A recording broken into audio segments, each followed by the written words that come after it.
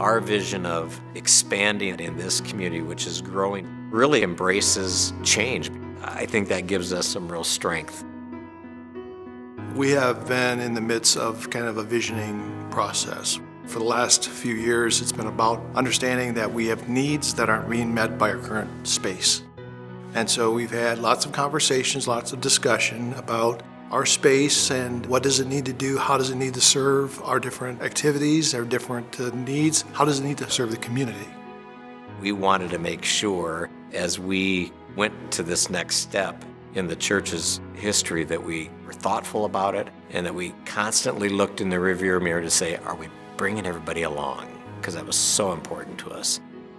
We did this visioning exercise over the course of 4 Saturdays between Thanksgiving and Christmas. Can you imagine that?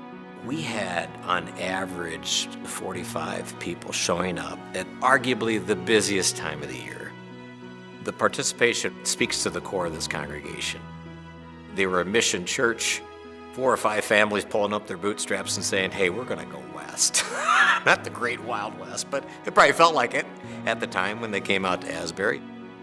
It was a time of a lot of anxiety and yet a lot of excitement about what could happen. It also takes people showing up. And a lot of people did and have over the years to make this place what it is now.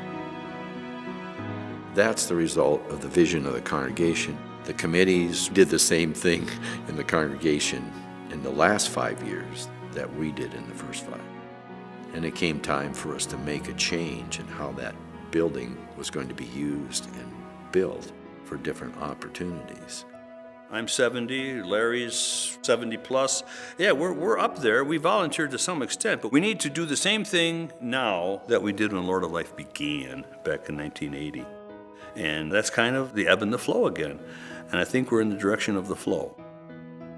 It comes back to all my coaching experience and teaching experience. You have to provide your team with a vision. You can't make them do it, but you can help them make that vision possible. I think by embracing God's call, one is stepping into be more authentic, to be a child of God through our gifts.